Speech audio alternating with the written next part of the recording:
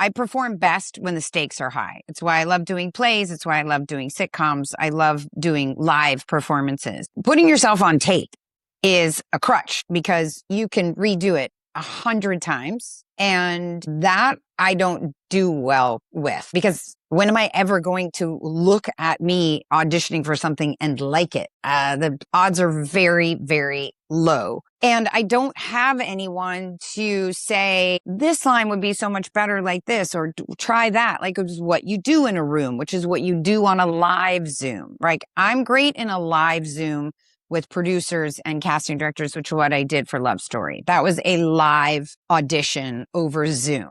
That's great. Give me that any day of the week. I have yet to book anything that I have put on tape.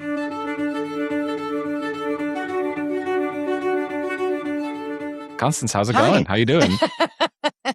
I'm okay. Congrats on your second Emmy nomination. I'm always curious when I talk to someone who's, been through this more than once, whether it feels at all different the second time than it did the first time.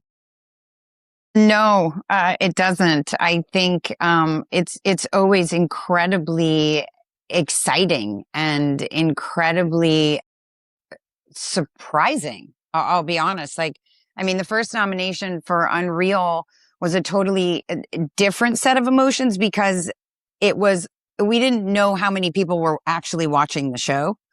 And to have gotten that nomination on a show that not everyone was watching was a big deal and a big surprise and a shock that I was nominated.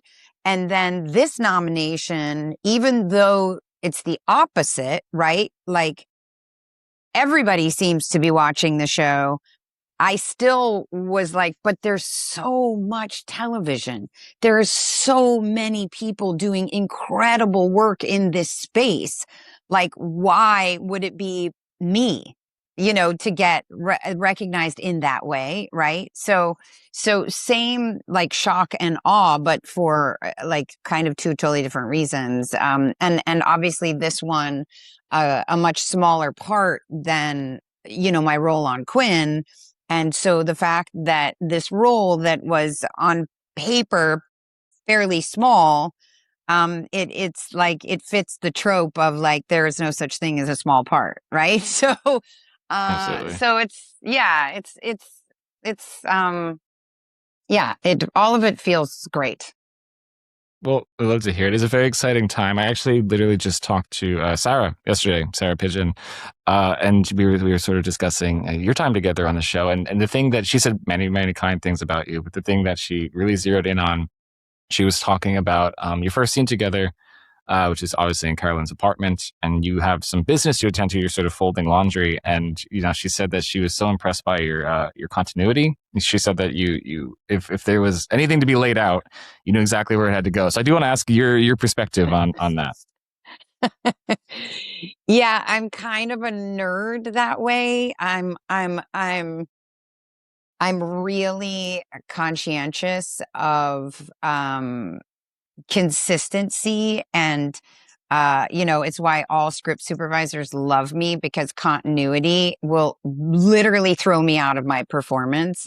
If I know physically that I didn't fold something on the same line every time, I'll have to stop. Like, it's a little bit of an OCD issue, but it works in my favor, and it works in all continuity and script supervisors' favors. So, and editors, because it's also kind of how I physically move through the scene. Is if I know that I was folding in this particular scene, if I know I was folding the jeans on a certain line or a certain emotion, it actually helps me use it as like a punctuation, or, I kind of always make sure that my props are helpful and not hurtful. Because a lot of people can get caught up in props and don't like to use props at all. I'm the opposite. I'm like, give me every single prop in the room and I will use it.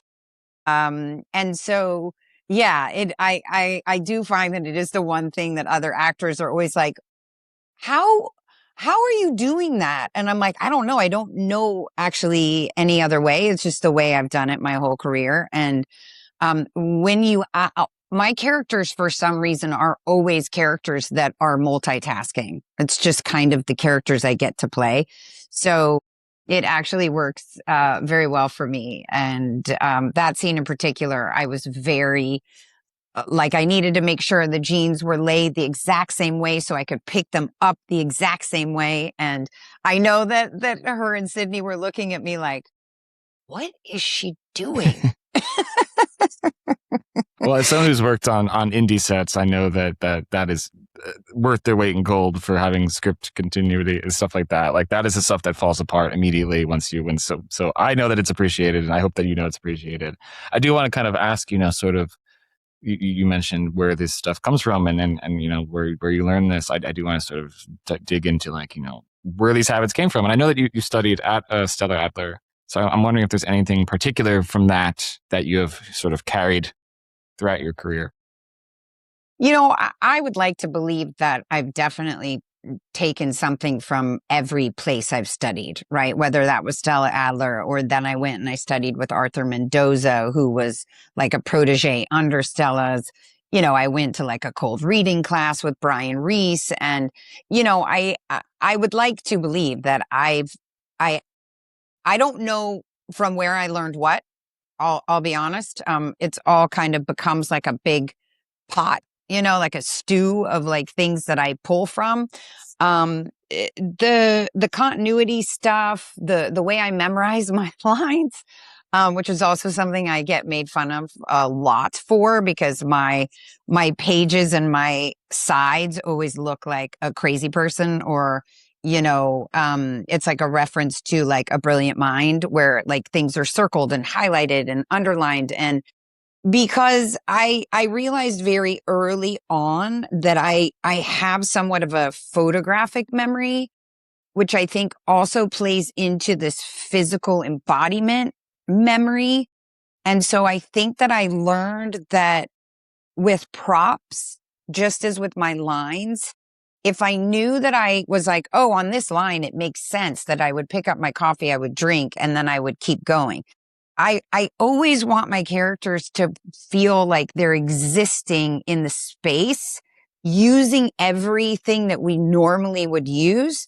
And then I make that like a part of the way I even memorize where I walk, where I talk. I'm using the spaces I walk into, like, that's why I like rehearsing in a way that I live in the space where the scene is, right? Because the space of the scene is different than memorizing your lines.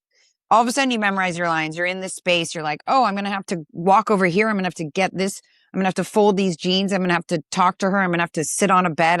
That stuff you can't plan out until you're actually on the set.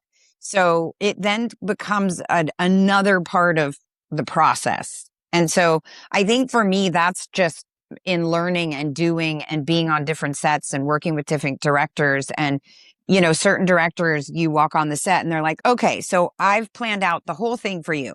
You're going to go over here on this line. You're going to walk over here on that line.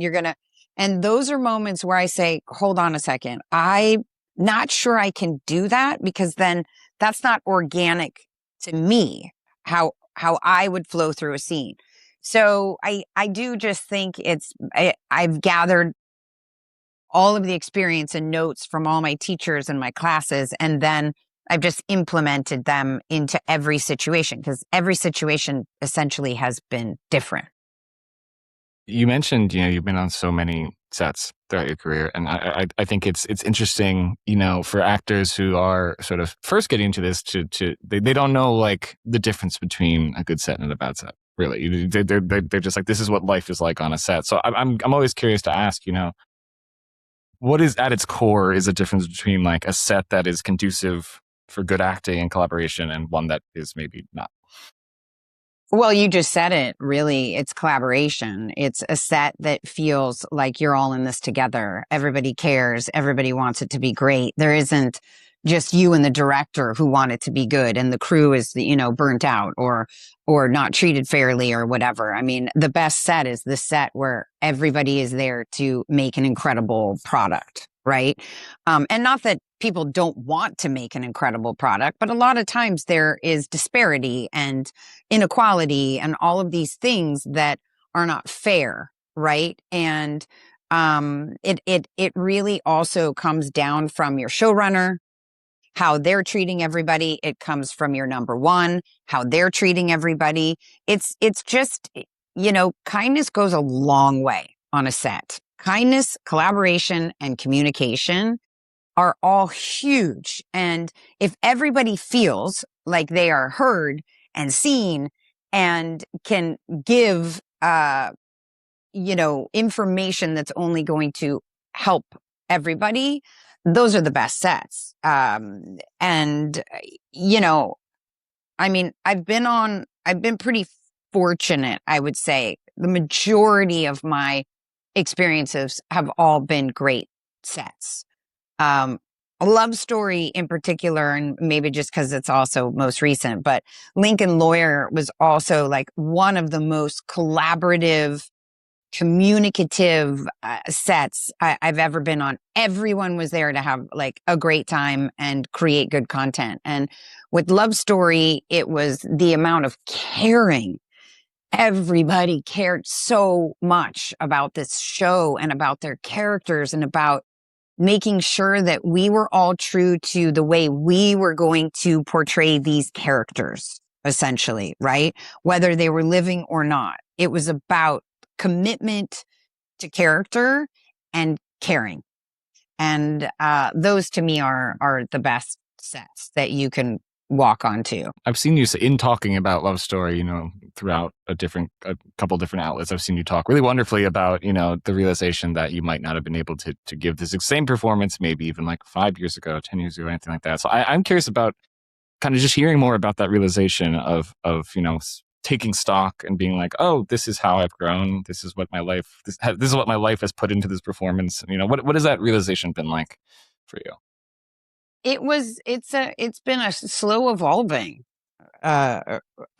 realization. I think people a lot in my age group talk about being able to deep dive into a character without having the noise of like the male gaze and needing to be sexy and needing to appeal to an audience of being like pretty and like it all being about surface outlying judgment, right? And I was given that gift through this character, right? I was stripped of all of that basically just by the character I was playing. So I didn't even think about it until after the fact, or until I put the wig on and I walked on the set and I noticed that just nobody was paying attention to me. And, it's just these little things that happen specifically to women. And I think because of that, I dove so deep into this woman, this character, and I really was like, she doesn't have to be anything like me. I mean, she already doesn't look anything like me, which means I can go and disappear. And I can basically show up on screen as this character, not as Constance Zimmer playing this character, which is, in my humble opinion, is what I've always wanted to do. I've always wanted to disappear on screen. I've never wanted to be like, hi, it's me playing this person, right? And so I think that's why it's been like a slow realization, is because I didn't know it was happening. Because I really didn't know it until I saw myself on screen. And watching it, I was like, wow, that is wild. Like for even me to look at her and go, wow, that's me. That's crazy. A surreal thing to experience, I have to imagine. Yeah, very surreal. I do think Anne is one of the characters who has looked the least like me I have ever played. And that's very exciting for me because I love that. That's just like my favorite thing in the world to do. And so yeah, I think then it just allowed me to basically keep going on that level, right? Like just be raw and not care about what I look like or what I don't look like or what people are expecting because people had no expectations. Um, yeah. And hearing you say that, I do want to ask, about some specifics. And I think the scene that a lot of people are taking away from the show is just a very simple, not simple, but a very simply staged between you and Grace as Carolyn Kennedy. And it's really just a two-hand scene. And I think what I found so extraordinary about it, and this is something I love asking about, is not just the performance that both of you put on, but also how much of it is on you listening to the other person, and it's just sort of, so I want to ask about that first, specifically filming that scene and, just listening and still having to be in the moment when it's not quite your turn to talk, but it's still very much your turn to act. Yeah. I mean, that scene is such a gift because of Grace and because it was so simple in its staging.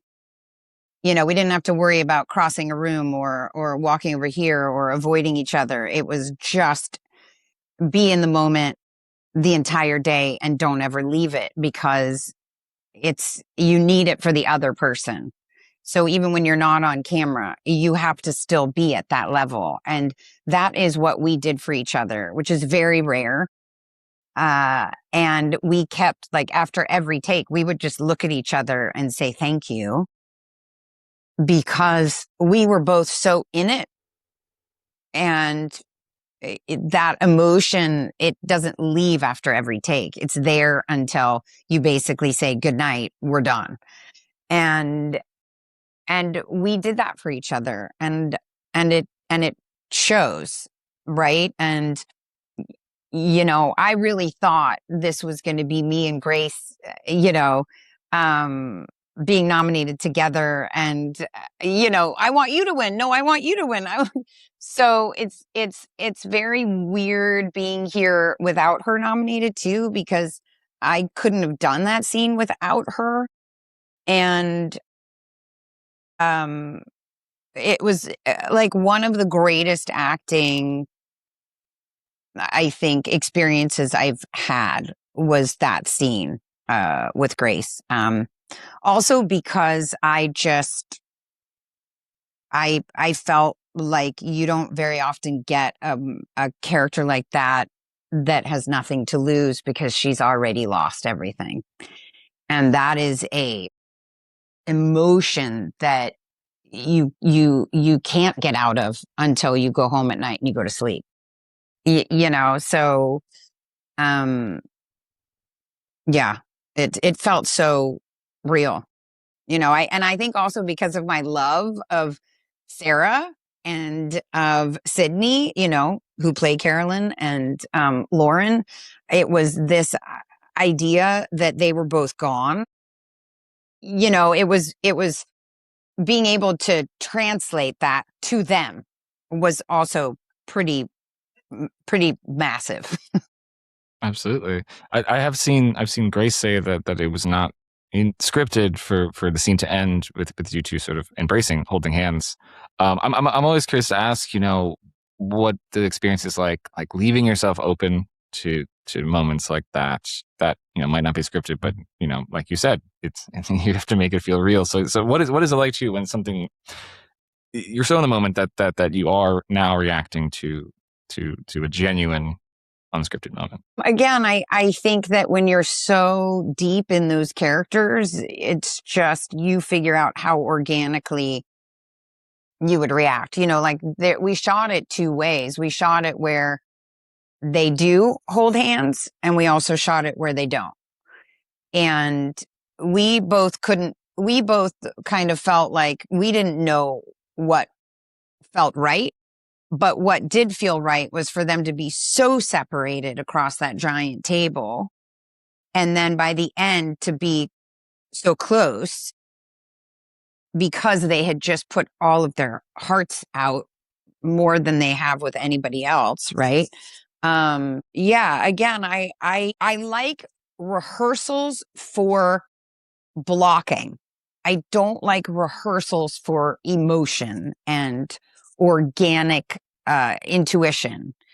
And so you can tell me like, this is how this is going to be blocked. But then when the cameras are rolling and I'm in that space of that character's mind and heart, I just let whatever instinctually happen. Um, and then if it doesn't feel good, you just, you try and go, okay, well, that didn't feel right. So maybe it's at the end, maybe it's in the middle, maybe it's after this line or before this line. And then again, Grace and I just were so in it that we just kind of would let that be. And Anthony Hemingway, who was the director of that episode, also, again, I talk about collaboration and communication. And if we were like, it doesn't feel right here, but can we try it here? He would be like, just whatever feels right, do that. And you need that freedom. I mean, sometimes you don't know what you're going to do until you're in it. I'm curious what you do or have done when it's just not feeling right. Like, is there something that you sort of fall back on where you've done a few takes and you're like, something just isn't feeling real here? Yeah, I just say that. That's a good start. Yeah, that's just a good start. I just say it because if it doesn't feel real to me, it's not going to look real. And I had a lot of that with Quinn, I'll be honest, playing Quinn on Unreal. You had so many guest directors that would come in and they would say, I think, Quinn should come in and she'd be yelling in this scene. And I would say, well, first of all, I don't agree because I did a scene like this 2 episodes ago where I already did that. I played that height, I played that emotion, and it was warranted. Here, it doesn't feel warranted. And, a lot of times you have a director who wants to shoot it a certain way and get to a certain emotion. And I will fight against that because I can't fake it. That's why I can't fake it. I need to feel it in all of me in order for it to also be real, and I learned a lesson a very, very long time ago from Ellen DeGeneres when I was on her sitcom, Ellen. And there was a joke that was written for her that she just did not like. She didn't think it was right. She didn't think it worked for the character. And the writers were very adamant about like, well, you have to do it. Well, you have to do it. And she would say, okay. And she would do it, but she would do it and prove to them that it wasn't right. But they did not believe her or listen to her or change it until basically like when it was live in front of the audience, because it's just like you can't. It would be like forcing a painter to paint something that is not in their wheelhouse because you think that is what is going to sell. And we are all unique individuals. You have to believe that as artists, this is our instrument. We know how to use this to the best of its ability. Now, you can give me obviously direction, duh. But if it is not feeling right in my bones and my core, you have to let the artist be the last say. That's my opinion. I'm all about camera angles. Like I'm a director as well. And there's certain times when I'm like, I know you want to do it this way, but I really need you to just try it this way. Keep your performance exactly as is, but just try and get from point A to point B because it's a transition or whatever. And that's fine. That's logistical, right? But yeah, if it doesn't feel right in my bones and in my heart, I just won't be able to fake it. Yeah, I mean, it's exactly what you said before. It's that the best sets are, there needs to be room, there needs to be wiggle room for someone else's opinion to at least be voiced and listened to. Um, I am curious because, the more I talk to actors these days, auditioning has changed so much, over the past couple of years, and it has become something that always comes up in every conversation. I'm just, I'm curious whenever I talk to any actor, what kind of auditioner you are, and sort of how that has evolved over the years up until now. I hate the audition process right now. I am a That is very that is what good. we hear a lot. Yeah. When I say it comes up a lot, Yeah. that comes up a lot. That comes up a lot. I am a very good in-person live auditioner because the stakes are high. I perform best when the stakes are high. It's why I love doing plays. It's why I love doing sitcoms. I love doing live performances. Putting yourself on tape is a crutch because you can redo it 100 times.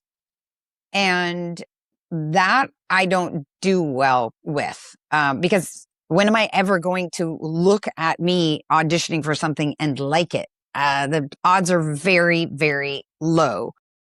And I don't have anyone to say, this line would be so much better like this, or try that. Like, it's what you do in a room, which is what you do on a live Zoom, right? I'm great in a live Zoom with producers and casting directors, which is what I did for Love Story. That was a live audition over Zoom. That's great. Give me that any day of the week. I have yet to book anything that I have put on tape. You don't have the energy. You don't know who's going to show up on set. You just have a perfectly presented audition and you have no idea how they got there. You don't know if they did it over 5 days. Like, you just, and I know there's some people that love it because they're not good in a live room. They get too nervous, and I get all of that. But for me personally, I really miss the socializing that you would have. You'd see all these other actors. You get to see like the variation of people they were looking at. You know what I mean? You get to be in a room. You get to talk. You get to meet people. Like, we're just not meeting people anymore. And that was like one of the greatest parts of the business, was the process of getting the job. The process of getting the job now is really kind of depressing. You're like by yourself in a room with a light and a friend is calling over a phone to help you read your lines, or you have it recorded on a phone. So I would love nothing more than to get back in the room with these people, with casting, with producers, with directors, with actors, or just give me live Zooms. Just at least give me a live person to connect with. We are certainly getting the word out there, because we've had this conversation a lot with both actors and casting directors, which I find very interesting. Is, everybody misses it. It's just, I do think that there's something lost in translation when you're not directly in the room with somebody. I do want to ask, as we come to the end of our time here, because as you were saying before, we have people talk about themselves for a good amount of time, and I understand how grating that could be. So I do kind of want to just ask whether there's a performance you've seen recently, somebody else that you found particularly inspiring, or just sticks in your mind, or anything like that, something you saw recently that really stuck with you. I guess besides obviously the actors on my show, Love Story, because they all blew me out of the water, every single one of them, across the board. I just think everybody showed up for those characters in such an incredible way, as an ensemble and as lead characters, obviously. But I would say, I've been watching DTF. Yes. And So I've good. been watching, it's so good, and Widow's Bay. Oh my God, yes. And right, Music like to my ears. all of, yes, exactly. And I would say, like, honestly, to pull out one performance would be a shame, because I do think there's so much good work by actors out there, that is so wonderful. All of the actors on DTF, like, they're all on the same show, right? Like a lot of times you watch a show and you're like, wow, that person feels like they're on a totally different show than this other actor. And I think, because Steve Conrad wrote and directed all of them, it has this beautiful continuity of character and tone. And that to me is wonderful to watch. And I think everybody on that show is giving such subtle yet deep, layered, emotional performances that you can't help but like feel for every single character, big or small. And I would say for me, like, it's just that for me is like an across the board,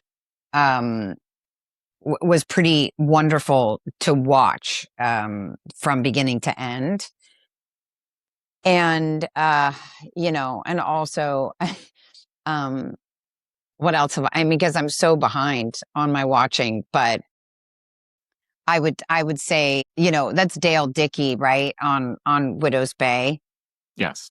Yeah. I also just love, like, to see someone like that stand out so well with, like, with the little she's given. She does so much. Like, the second she's on screen, you're just like, who is that character, right? I want to go see where she lives. Yeah. Amazing. I mean, it's there's so many, right? There's so many It's incredible the joy of Emmy performances. season, and like you said, like if somebody like Grace is being left out of the nominations, I then that know. means that means that like there's simply not enough slots. That's all that means. There's just too many good performances, not enough slots. Yeah, but it's also the odds, right? The odds are kind of Mhm. all against us because there is so much television. So how is something getting, standing out? And I just, yeah, I mean, I hope everyone gets their flowers because, everybody is doing such great work with what they're given when they are given it, that it's a beautiful thing to watch that, whether you're nominated or not, that doesn't matter. Your work is still important and relevant. And, nobody is not going to remember Grace's performance just because she wasn't nominated. They're actually probably going to remember it more because she wasn't, right? Absolutely. So, yeah. Great work, stands the test of time. Constance, this was so lovely. Thank you so much for talking to us. I'm sure we'll talk Aw. again down the road. But for now, Yes. congrats on everything. And this was so lovely. Thank you so much. I appreciate it.